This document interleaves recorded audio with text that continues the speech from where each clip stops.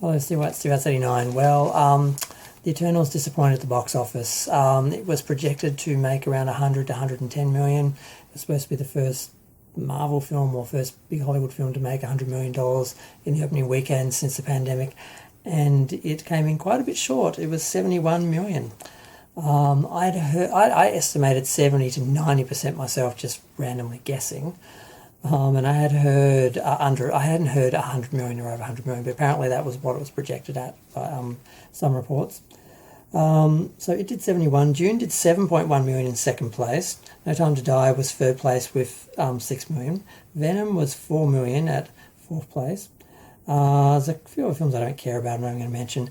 We got to Halloween Kills at sixth place with 2.3 million. Spencer did 2.1 million. Antlers and Last Night in Soho both did about 1.5 to 1.9 million.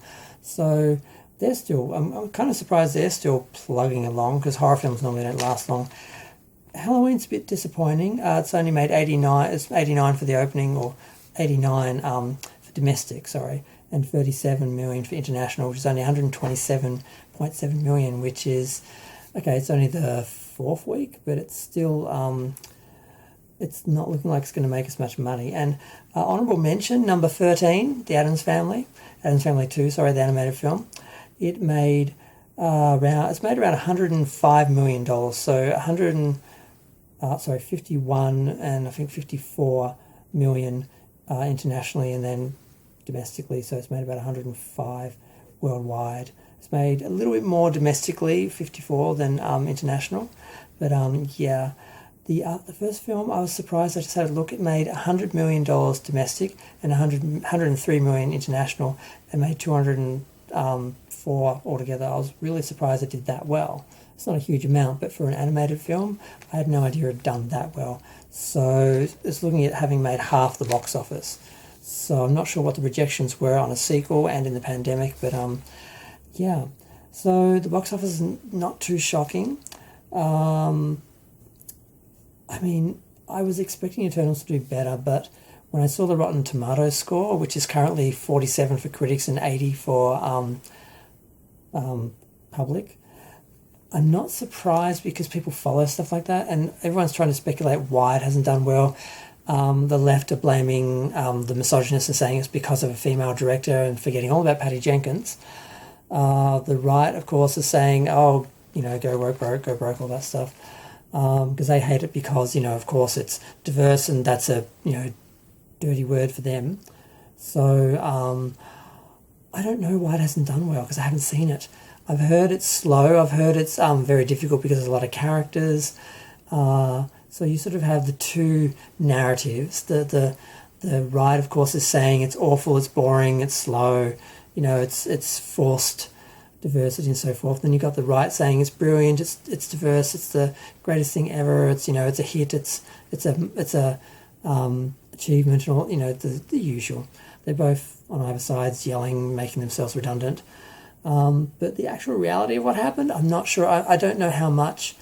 I'm surprised at the bad press, at the bad reviews, because normally Marvel films do well and diverse films do well, and I'm surprised that they weren't supporting it. So whether that really hurt the box office, along with the Rotten Tomatoes, I'm not sure. I'm really surprised people had something bad to say about it. I haven't heard anything bad about a Marvel film like ever.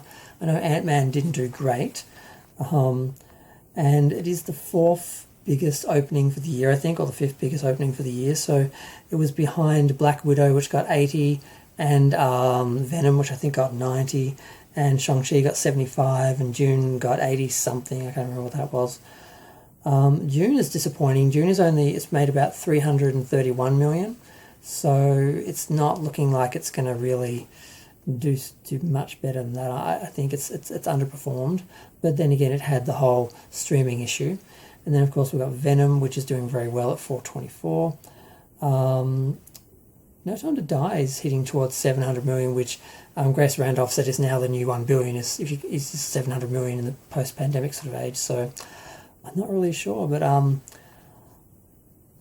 it's just sad to see the usual suspects going through their usual narrative. Got the haters, attacking it for being diverse, and then the left basically promoting it for being diverse, and they're both fighting over this one point, and maybe the film just wasn't good. I don't know. Maybe it was just a bit slow. Maybe it is fatigue. People are saying it's franchise fatigue with Marvel, that people just sort of checked out after Endgame, and they're really only looking at the legacy characters like Superman and Batman and Spider-Man to sort of, they're not sort of receptive to new characters. And unlike the other new characters that were all brought in within the Marvel Universe, within films people are already watching or going to see, already invested in, they're sort of trying to present these characters new and fresh and start from scratch and get people into the cinemas to see them when they don't know who these people are. I don't know who the Eternals are. I have no idea. All I know is they've been around forever, and for some reason they decided to pop up after all these giant tragedies, and it starts to become too complicated. You start to look at this universe and you're like, well, where were these people during Endgame? Why weren't they involved? Maybe they explain it in the film, but the layman is just sitting there going like, wow, just these people just seem to have popped up from nowhere, they've been tacked on. Who are they? So I can understand some people just not engaging and just not getting into it. So, I mean, I kind of want to see the gay couple. I kind of want to see Angelina Jolie in like anything for a long time, and I wouldn't mind seeing just a Marvel film. I haven't seen one in ages, so I'm planning to see it. But yeah, I don't know why. I wanted to just be able to blame the haters, but the other side is not exactly embracing it either. I mean, the less extreme of both sides. So maybe it just wasn't a great film, but maybe it was just a bit too complicated for people. Maybe it wasn't as simple as your average superhero film. It's all speculation. I'm going to go. Feel free to share, like, comment, subscribe. Let me know what you think. I just wanted to report the box office and see what people thought, and I just sort of need my little YouTube therapy, talk about it. I wish it had done better because of all the sort of, issues involved in it and around it. But if it has a big drop-off next week, but some people were thinking it won't, other people were thinking it might have a bigger drop-off than some of the other films because it didn't have as big a box office opening weekend. It's hard to tell. I do kind of like watching this stuff, so we'll see what happens next week. Bye.